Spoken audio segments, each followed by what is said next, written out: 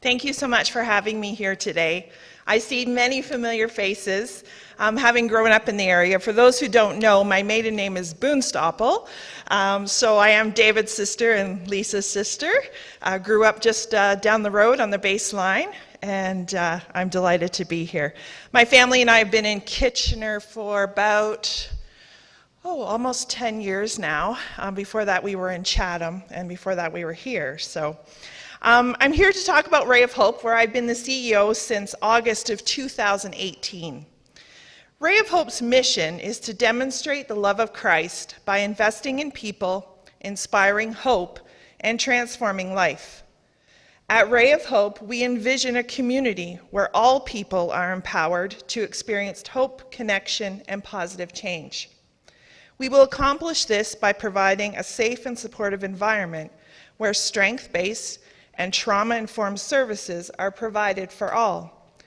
This is achieved by partnering with the people we support, our community, churches such as yourselves, and government agencies.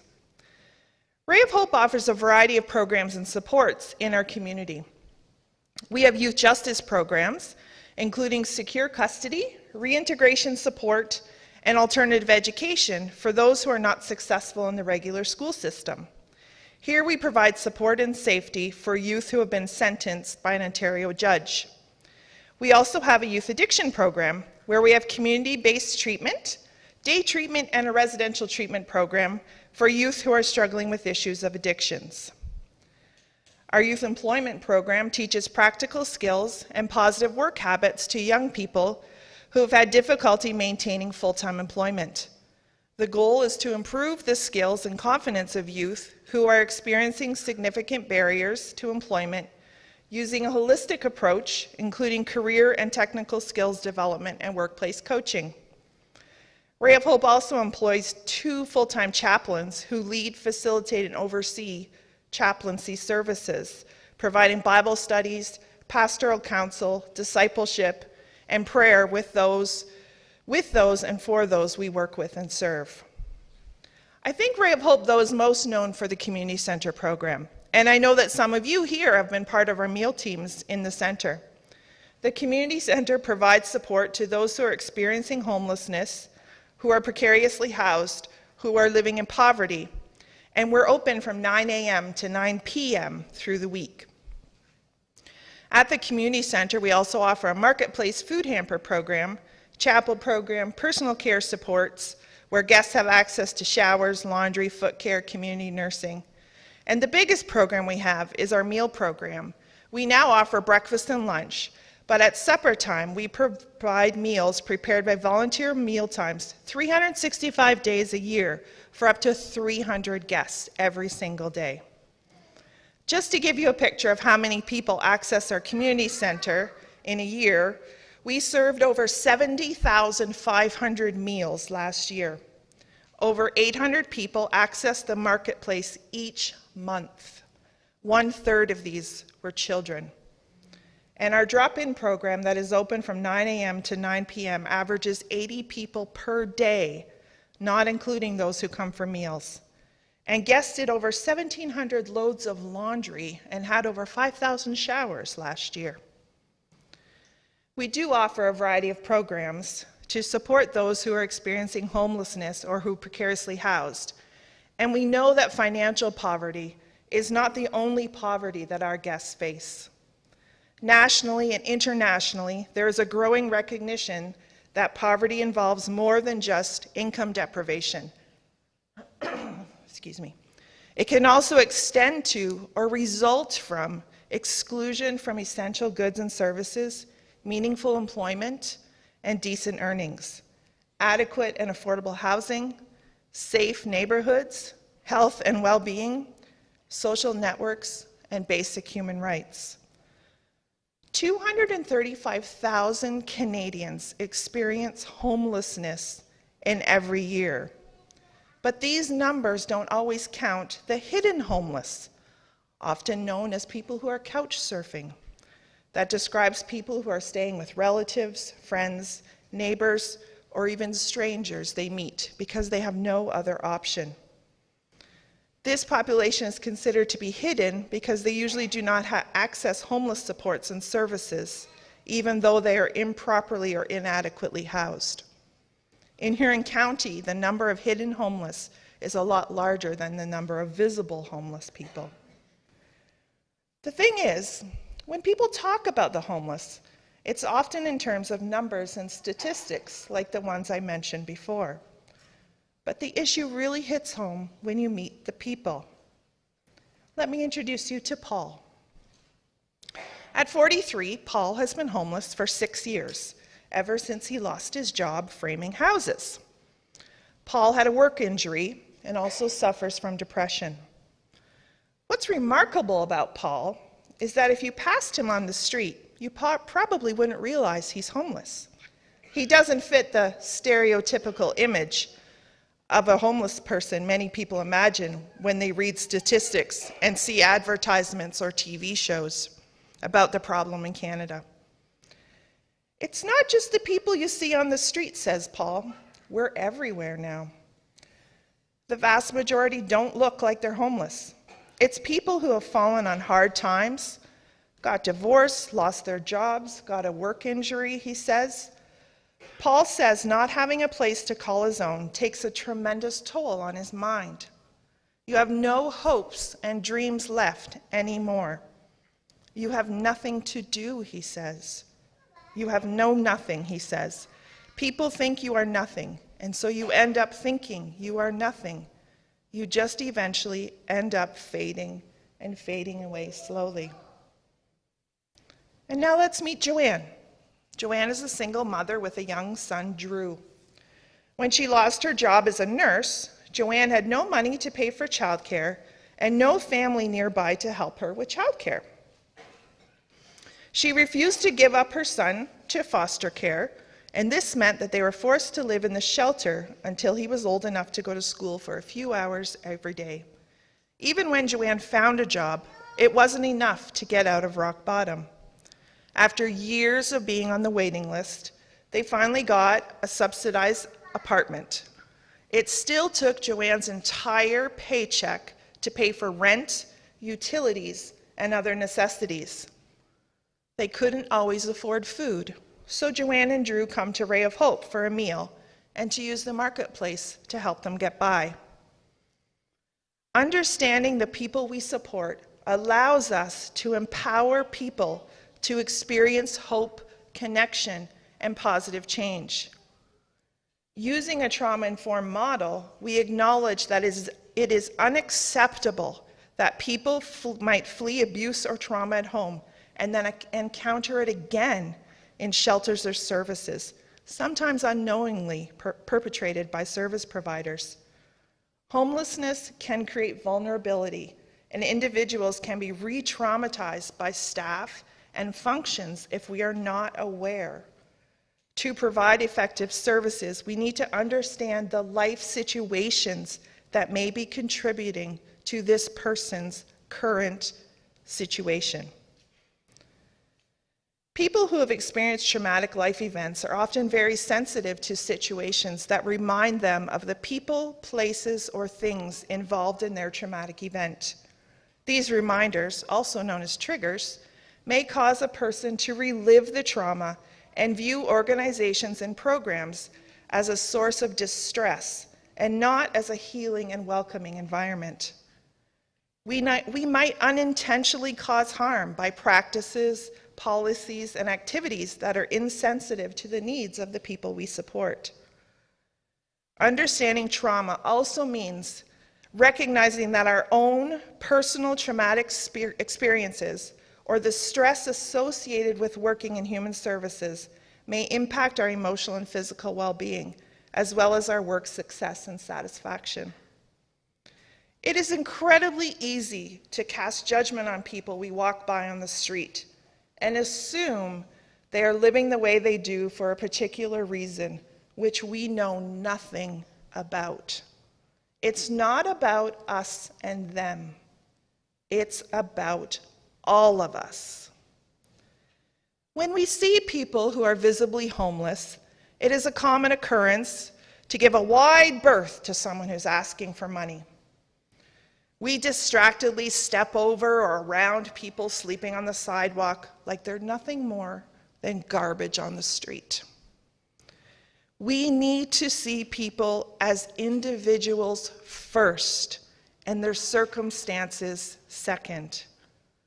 We get into trouble when we start labeling people and seeing only the label. Our fears and our ignorance get the better of us, and then we treat those on the street as less than human beings. In so many areas, we are already making positive changes in how we assist and support individuals and families. However, resolving such a large and complicated issue such as poverty and homelessness is something that will take an effort on all of our parts. We are all in this together, and everyone has a role to play. Addressing the diverse needs of those in our community takes each one of us. It costs more to ignore our housing problem than it would to fix it. While we will always need emergency services to help those in crisis, over time, these short-term responses have become the standard method for managing homelessness in the long term. New research, innovation, and best practices have propelled our thinking to make the goal of ending homelessness realistic. However, we are still missing an important piece: preventing homelessness in the first place.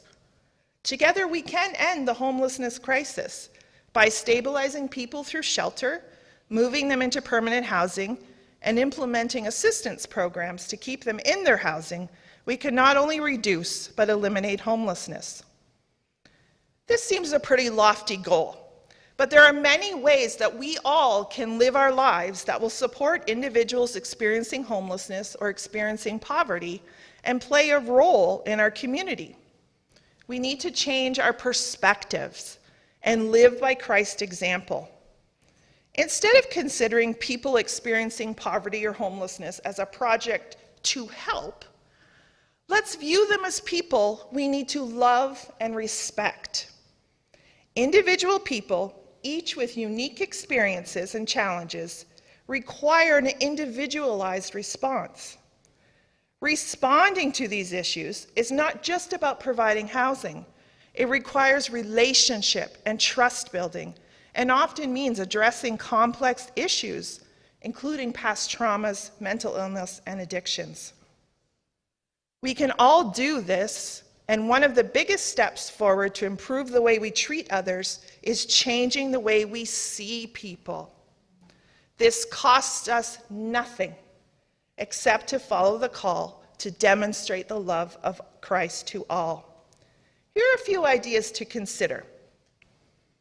Change your language from homeless person to person experiencing homeless to a person living in poverty. We remind ourselves that people who are in such situations are people first, just people who are going through a difficult period in their lives. Be a myth buster. Become informed and don't perpetuate false claims. There's a great deal of stigma and misinformation surrounding the topic of homelessness and poverty. Awareness opens minds, and education changes hearts.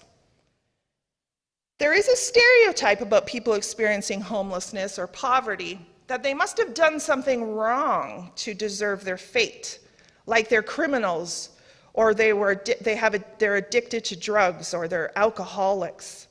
While it's true in some cases, such instances are only a fraction of what homelessness and poverty actually looks like.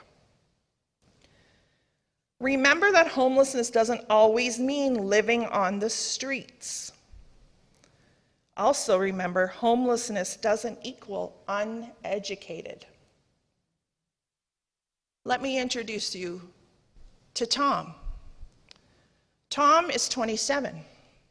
Tom has a PhD in something mathematical, and I can't exactly remember what it was.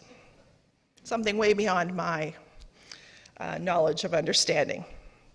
Tom also suffers from mental health issues.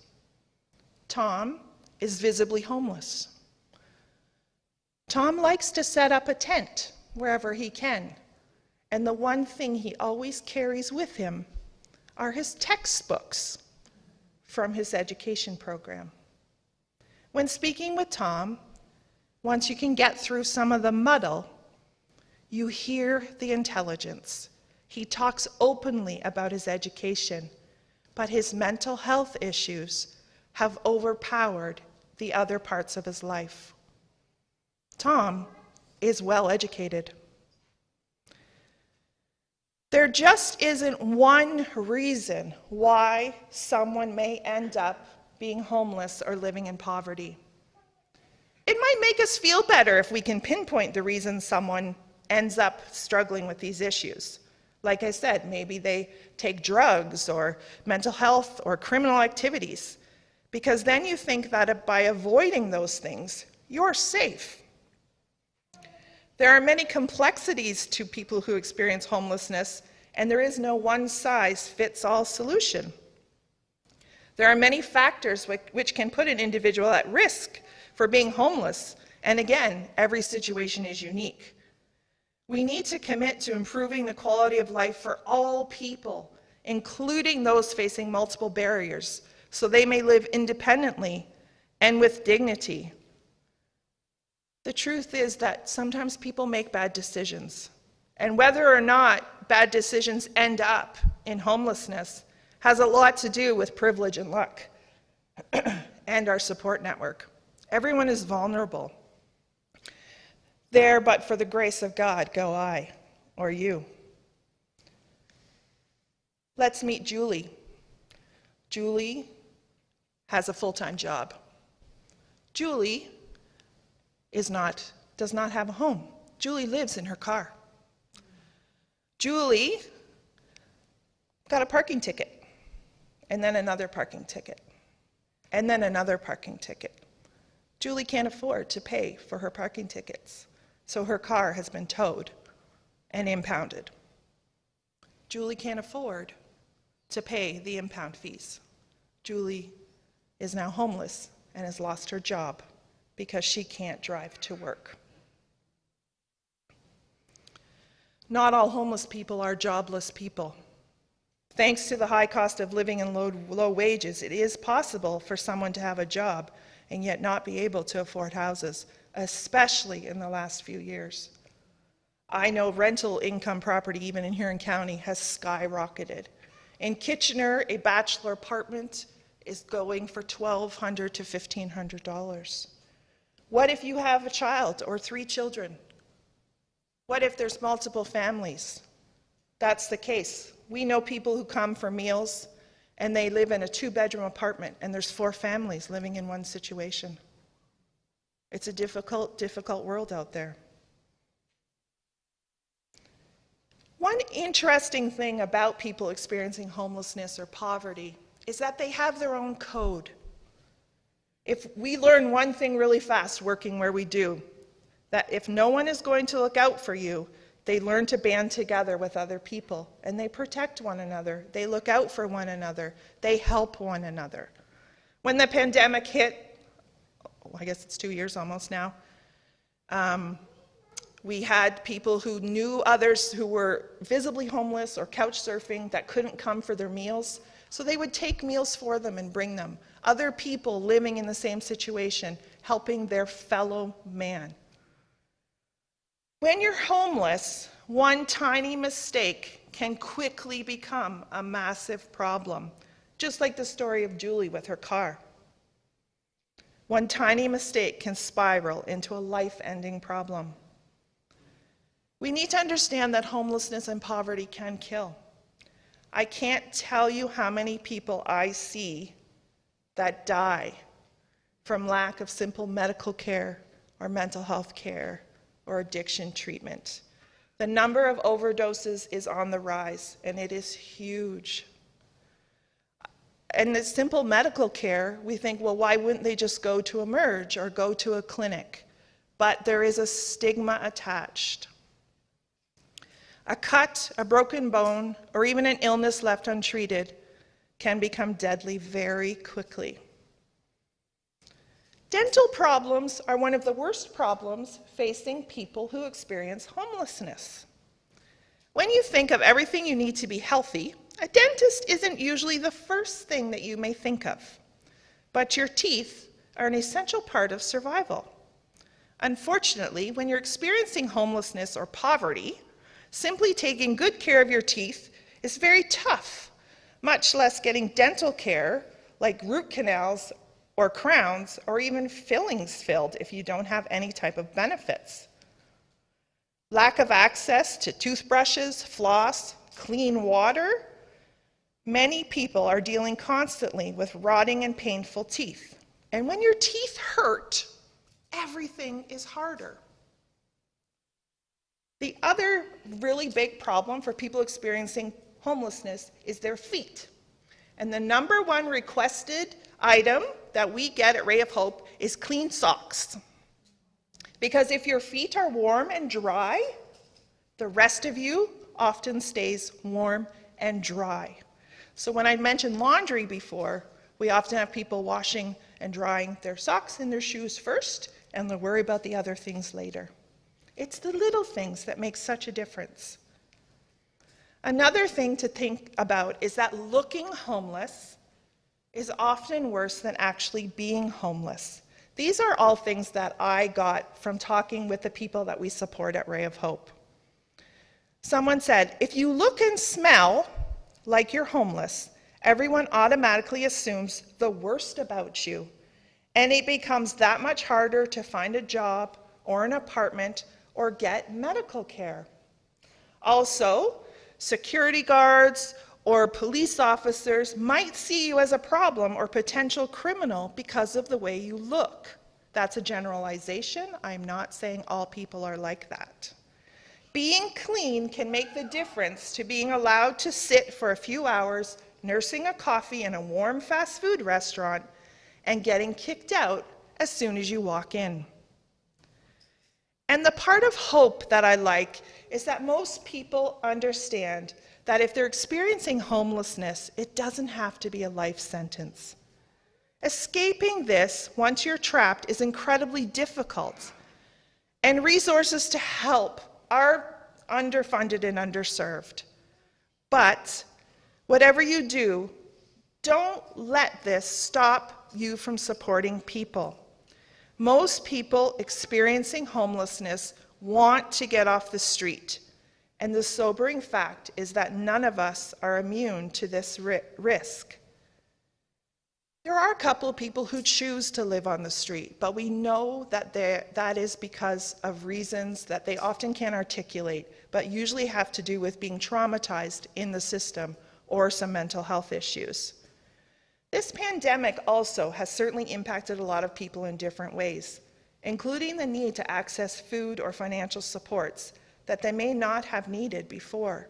Whereas we've seen in this third wave especially, people could get through the first wave or the second wave, people could help them and support them, but the third wave we've seen a dramatic increase in the people needing food supports and other supports due to the pandemic. So another way you can help is to become an advocate, to help lessen the stigma around homelessness. I've given you a few ideas of things to think about, a few myths to bust when you're having those conversations, but be an advocate. Follow your local politics. Huron County has a really great document that came out in 2020 called Accessing Supports for People Experiencing Homelessness. You can find it on the County of Huron website. It's got some amazing information about what's happening in Huron County. Involve the media. Call or write to inform them of your concern. Write editorials when important issues related to homelessness arise in your community. And be kind. Kindness costs us nothing. Always be kind. When you see a person who you think is experiencing homelessness who is out on the street, smile and say hello. It's a simple gesture that reminds someone that they are human. They're not invisible. Most people will be glad simply to be acknowledged. By learning to understand the needs and requirements of those experiencing poverty and homelessness, we can empower them to overcome the adversities of life. By understanding their wants, desires, and thoughts without diminishing their dignity and helping them achieve those wants in a respectable manner, we are being respectful and understanding. This would make such a huge difference in their lives. Give them the same respect and courtesy you would accord your friends and family members. Respond with a kind word and a smile. And of course, one of the most important things we can do is pray. We know the power of prayer. Pray for those experiencing issues of poverty, homelessness, addictions, and violence. Pray for those people who provide supports and services. Pray for our local, provincial, and federal politicians. Pray for yourself that you will live and give and think differently. It is our responsibility to work together to find and support solutions. Now, these are just some suggestions. The possibilities are endless. Whatever we do, we serve God. When we serve those who do not have adequate housing, we serve God. And when we serve others, the focus shifts from self to selfless. Jesus himself said, "Whatever you do for the least of these, you do for me."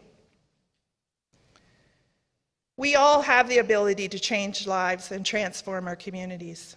As we think about what we are doing, it is my prayer that after today, you may have heard some new ideas for you to demonstrate the love of Christ, to give differently, and to live differently. Everybody has a name, and everybody has a story. What will your story of giving and living be? Thank you.